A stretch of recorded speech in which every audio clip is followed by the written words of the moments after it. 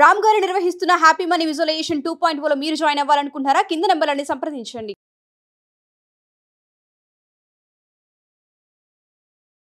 నమస్కారం శ్రీ ఆచార్య అనంతకృష్ణ స్వామి గారు. Sir, video start చేసే ముందు ప్రతి ఒక్కరు క్లాస్ అడుగుతున్నారు కాబట్టి అడుగుతున్నాను. క్లాస్లో ఎప్పుడప్పుడు ఎక్కడెక్కడ ఉండే అవకాశం ఉందంటారు? మనకి 2024 అమ్మా, మనకి ఇప్పుడు 23 జూన్ విశాఖపట్నంలో ఉంటుందమ్మా. అలాగే 30 జూన్ మనకి తిరుపతిలో ఉంటుంది. 7 జూలై రాజమండ్రిలో ఉంటుందమ్మా. ప్రస్తుతానికి ఉన్న క్లాసెస్ ఇవి. తర్వాత మళ్ళీ అయిన తర్వాత మనం నెక్స్ట్ క్లాస్. అందులో ఏం చెప్తున్నారు అంటే మన లైఫ్కి మనమే కర్తలం కాబట్టి మనకెవడు ప్రశ్నించి వాడలేడు. మన సబ్జెక్ట్లో మనమే రాజు అనుకున్నప్పుడు, వీఆర్ ద క్రియేటర్ అనుకున్నప్పుడు మనం ప్రశ్నించి వాడు ఎక్కడ లేడు అక్కడ. కాబట్టి మనమే ప్రశ్నించుకోవాలి. అదే చెప్పాను నేను. ఎందుకంటే ఎక్కడ మనం పొరపాటు చేస్తాం, అవలోకనం చేసుకోవాలి. జీవితాన్ని అవలోకనం చేసుకోవాలి ఎవ్రీ ఇయర్. చేసుకున్నప్పుడు ఏమవుతుందంటే ఇంక ఇంప్రూవ్ చేసుకోవడానికి మనకి వీలవుతుంది. కాబట్టి చాలామందికి ఒక అవగాహన ఉందంటే డబ్బు రాగానే అహంకారం వస్తుంది. డబ్బు రాగానే అహంకారం వస్తుంది. ఎందుకు వస్తుంది డబ్బు రాగానే? అంటే అహంకారం రావడంలో తప్పులేదు. ఎందుకు వస్తుంది అంటే అప్పటి వరకు ఎంతో కసిగా తన జీవితాన్ని ముందుకు తీసుకెళ్ళాలని ప్రయత్నం చేస్తాడు. అయినా సరే ఎప్పుడు ఫెయిల్ అవుతున్నప్పుడు, అంటే జీవితం మీద అవగాహన లేకపోవడం కానీ, అంటే పరిస్థితులు కాకపోవడం కానీ, అలాంటి విషయాలు ఏమైపోతాయంటే మనిషి డసిపోతాడు. డసిపోయినప్పుడు ఏమొస్తుందంటే విసుగు వచ్చేస్తుంది. కానీ ఆ విసుగులో ఒక్కసారి విజయం వచ్చింది అనుకోండి, అంటే ఆ కసి అనేది అహంకారం అనేది తీసుకొస్తుంది మనకి. అంటే ఇప్పటిదాకా నేను ఇంత ఇచ్చేసాను కదా, నేను సాధించాను అని ఒక అహంకారం తీసుకొస్తుంది. కానీ ఆ కసి బాధ కూడా తీసుకొస్తుంది.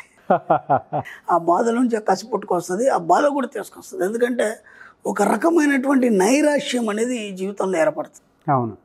అంతే, అనుకున్న సాధించినా, డబ్బు సంపాదించినా సరే ఒక అనుకున్నటువంటి ఒక నైరాశ్యం, అంటే ఏమీ అర్థం కాని స్థితి, తనకు తను బాధపడడం అంత ఉన్నా సరే ఒక స్థితి ఏర్పడుతుంది.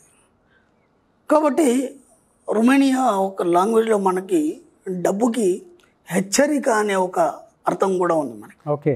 మనీ మీన్స్ హెచ్చరిక అనే ఒక వర్డ్ ఉంది మనకి.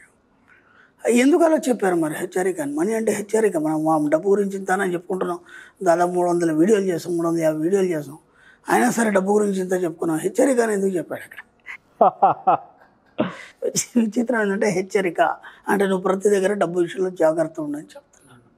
మరి అహంకారం ఎందుకు వస్తుంది అంటే కేవలం డబ్బు మీదనే కాన్సన్ట్రేషన్ ఉంది. డబ్బు నువ్వు అనుకున్నట్టు సంపాదించేసావు, అహంకారం వస్తుంది. దాని వెనకాల నీ యాటిట్యూడ్ని మార్చుకోవడానికి మనం 100 చెప్తున్నాం క్లాస్లో. 100 చెప్తున్నాం మనం. అంటే కేవలం డబ్బు నువ్వు అనుకుంటే రాదు, దాని వెనకాల నీ యాటిట్యూడ్ ముందు ఎలా మారాలి. మనం ఏం చేస్తున్నామంటే అది అహంకారం వస్తుందని తెలిసి ముందుగా రాకుండా ఏం చేయాలి అనేది ఒక్కొక్క స్టెప్ చెప్తూ మనం డబ్బు ఎలా సంపాదించాలనే దాకా తీసుకొస్తున్నాం మనం. కాబట్టి అదంతా తెలుసుకున్నాక డబ్బు వస్తే వాడికి అహంకారం రాదు. సింపుల్. కాబట్టి మనీ అంటే హెచ్చరిక అంటే చాలా జాగ్రత్త ఉండవు. ఎందుకంటే డబ్బు వచ్చింది, ఎవడికి మోసపోయినాం, అక్కడ హెచ్చరిస్తుంది నేను. డబ్బు వచ్చింది, దాంట్లో పెట్టుబడి పెట్టి మోసపోయాం, అక్కడ హెచ్చరిస్తుంది నేను. అర్థమైందా? డబ్బు వచ్చింది, ప్రేమకు లొంగిపోయినాం, అంత పెట్టేస్తాం, అక్కడ నిన్ను హెచ్చరిస్తుంది. ప్రతి దగ్గర డబ్బు నిన్ను హెచ్చరిస్తుంది, మిత్రమా నువ్వు జాగ్రత్త ఉండవు అని. నీకు ఎప్పుడు అలా నువ్వు మిస్ అయిపోతావు, దాన్ని ఎలా అలా చేసుకుంటున్నావు అంటే దాని యొక్క స్వరూపం తెలియనప్పుడు, దాని గురించి పొరితే తెలుసుకున్నప్పుడు అలా నువ్వు మోసపోవడం జరుగుతుంది. కానీ మనం క్లాస్లో మనం ఏం చెప్తామంటే ప్రతిదీ కూడా డబ్బు యొక్క వాల్యూ ఏంది, అక్కడి దాకా రావడానికి నీ యాటిట్యూడ్ ఎన్ని రకాలుగా మార్చుకోవాలి. అంటే నువ్వు ఉన్న స్థితి నుంచి నువ్వు ఎక్కడి వరకు దిగజారాలి అంటే మనకు కొన్ని స్టెప్స్ ఉన్నాయి. ఆ స్టెప్స్లో first surrender. Okay, first surrender. మీరేం కావాలి, ముందు సరెండర్ అయిపోవాలి. ఓకేనా? దేనికి సరెండర్ అయిపోవాలి? నువ్వు నమ్ముకున్న సిద్ధాంతానికి కానీ, లేకపోతే నీ లక్ష్యానికి కానీ, నువ్వు పెట్టుకున్నటువంటి ఏదైనా సరే దానికి ముందు లొంగిపోవాలంటే దానికి నువ్వు ఎప్పుడైనా ఏ టైంలో అయినా సరే నువ్వు ఏదైనా చేయగలగాలి. అలా ఒక్కొక్క స్టెప్ మనం చెప్పుకుంటూ వస్తున్నాం. కాబట్టి డబ్బు అనేది నీకు హెచ్చరిక కాకుండా నీకు ఒక ప్రియమైనదిగా మారుతుంది. ఎప్పుడైతే నీకు ప్రియమైనదిగా, ఒక ప్రేమగా డబ్బు మీద మీకు ఒక లవ్ అబౌండెన్స్ ఏదైతే ఏర్పడిందో అప్పుడు మీకు ఎలాంటి మోసం అనేది జరగదు. కాబట్టి మనీ అంటే హెచ్చరిక, ఇది బాగా గుర్తుంచుకోండి. ప్రతి దగ్గర మీకు హెచ్చరిస్తూ ఉంటుంది. కాబట్టి మనీ వస్తే నీకు అహంకారం వస్తుంది. అహంకారం వల్ల నువ్వు చెడిపోతావని మన పెద్దలు ఎంతోమంది చెప్పారు. అవును. కానీ మనకు అది అర్థం కాలేదు ఎందుకు అహంకారం వస్తుంది. ఇప్పుడు చాలామంది మనీ మంత్ర సభ్యులు వాళ్ళే సంపాదిస్తున్నారు, వాళ్ళకి అహంకారం ఎందుకు రాలేదు? కంటిన్యూ సంపాదిస్తున్నారు, మళ్ళీ లాస్ కూడా కాలేదు వాళ్ళు. ఎందుకంటే వాళ్ళ యాటిట్యూడ్ కంప్లీట్గా మారిపోయింది. చాలామంది చూస్తాను నా క్లాస్లో వచ్చిన వాళ్ళు బాగా సంపాదించే వాళ్ళని చూస్తాను. నిజంగా వాళ్ళు ఎంత సిన్సియర్గా ఉంటారంటే అసలు వాళ్ళకి ఏం సంబంధం లేనట్టు వచ్చి ఒక పక్కన కూర్చుంటారు. ఓకే, నాతో కూడా మాట్లాడరు. నేను సామాన్యంగా నేను ఎవరితో మాట్లాడు, వాళ్ళు నాతో కూడా మాట్లాడరు. వచ్చేసి నమస్కారం చేస్తారు, ఒక పక్కన కూర్చుంటారు. అంత సంపాదించిన వ్యక్తిలాగా కూడా ఉండారు, సింపుల్గా నీట్గా స్మార్ట్గా. వాళ్ళు ఎంత సేవలు చేస్తారంటే ఫస్ట్ నువ్వు చేసే సేవల వల్ల నీకు అహంకారం అనేది చచ్చిపోతుంది. బాగా గుర్తుంచుకోండి. సేవలు ఎందుకు చేయమంటున్నావు అంటే నువ్వు సంపాదించిన డబ్బు ద్వారా సేవలు చేయాలి. సేవలు చేయడం వల్ల నీకు అహంకారం చచ్చిపోతుంది. అవును. ఓకే, 2 నీ యాటిట్యూడ్ మార్చుకోవాలి.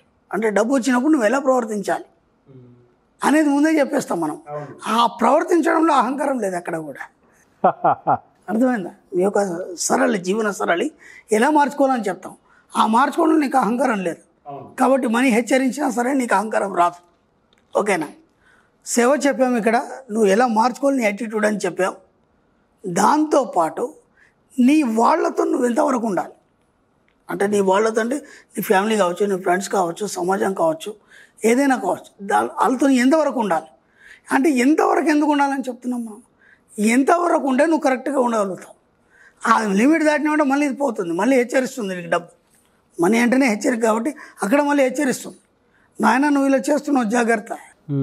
కాబట్టి నీ వాళ్ళతో ఎలా ఉండాలి, సమాజంతో ఎలా ఉండాలి, నీ యాటిట్యూడ్ని ఎలా మార్చుకోవాలి, నీ సేవ ఎలా చేయాలి. వీటన్నిటికంటే చాలా ముఖ్యమైనది ఏంటంటే ప్రతి దాని దగ్గర నువ్వు కృతజ్ఞత కలిగి ఉండాలి. అవును. కృతజ్ఞత అనేది ఏదైతుందో యాటిట్యూడ్ అనేది అది ఎప్పుడైతే కలిగి ఉంటో నీకు అహంకారం రమ్మన్నా రాదు. కాబట్టి డబ్బు వస్తే నీకు అహంకారం ఎలా వస్తుంది? రాదు. కాబట్టి మన సబ్జెక్ట్లో డబ్బు వస్తే అహంకారం వస్తుంది అన్న మాటను తీసేయండి. అలాంటిది ఏం లేదు. డబ్బు వస్తే ఇంకా వాడి యాటిట్యూడ్ మంచిగా మారుతుంది. ఎంత డబ్బు వస్తే అంత ఎక్కువ సేవ చేయగలుగుతాడు. దానివల్ల చాలా ఉపయోగాలు ఉన్నాయి సేవ చేయడంలో. సమాజానికి ఉపయోగమే, చుట్టుపక్కల వాళ్ళకు ఉపయోగమే. ఒక మంచి యాటిట్యూడ్ ఏర్పడడానికి అది ఒక మనకు మార్గం అది. కాబట్టి ఎక్కడ కూడా డబ్బు వస్తే అహంకారం వస్తుంది, డబ్బు వస్తే వాడు మారిపోయాడు, ఇలాంటి మాటలు ఎప్పుడు కూడా మాట్లాడకండి. డబ్బు వస్తే ప్రేమ వస్తుంది, ఆ డబ్బు వస్తే మనకి ఇంకా ఎన్నో వస్తాయి దాంతోపాటు. అంటే దాన్ని పాజిటివ్గానే చూడండి. ఎక్కడ కూడా డబ్బుతో అహంకారం ఎవరికి రాదో అవన్నీ పిచ్చి మాటలు అవన్నీ వదిలేసి. డెఫినెట్గా సార్. కానీ మీరు చెప్పినటువంటి చాలామంది అది గుర్తించరు. డబ్బు వచ్చిన తర్వాత వాడికి అహంకారం వచ్చిందనో, డబ్బు వచ్చిన తర్వాత ఇంకోటి వచ్చిందని చెప్పేసి వెంటనే రాయి వేసేస్తారు. తప్పదు, చాలా తప్పు. అట్లాంటిది అటిట్యూడ్ మారింది. నేను నాకు తెలిసి మా బంధువుల ఇంటికి, ఒక ఫ్రెండ్ వాళ్ళ ఇంటికి వెళ్ళాను. నిజంగా చెప్పాలంటే వాళ్ళు నాతో మాట్లాడడానికి భయపడుతున్నారు. ఎందుకంటే వాళ్ళు ఇప్పుడు నా టీవీలో చూసి కానీ లేకపోతే నా యొక్క ఇవన్నీ చూసి కూడా వాళ్ళు నేను ఎక్కడికో వెళ్ళిపోయినాడు, అసలు ఆయనతో మనం ఎలా మాట్లాడాలంటు. నేను వద్ద దగ్గర ఒక టీ ఇవ్వరా, నాకు కనీసం నీళ్ళు ఇవ్వరా అన్నాను. లేదా ఇస్తాను.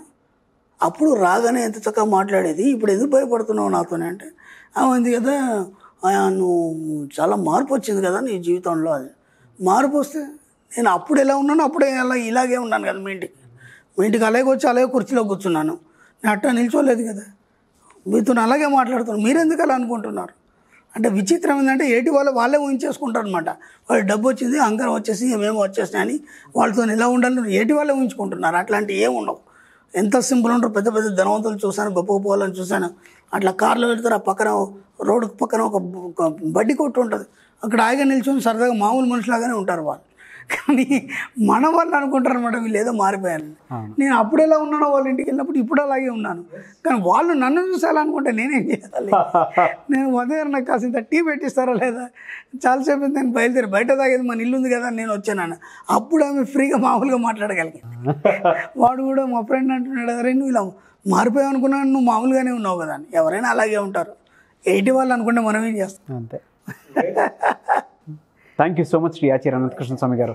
Thank you very much. Suman టీవీలో మీ పర్సనల్ అండ్ బిజినెస్ ప్రమోషన్స్ కోసం కింది నెంబర్కి కాంటాక్ట్ చేయండి.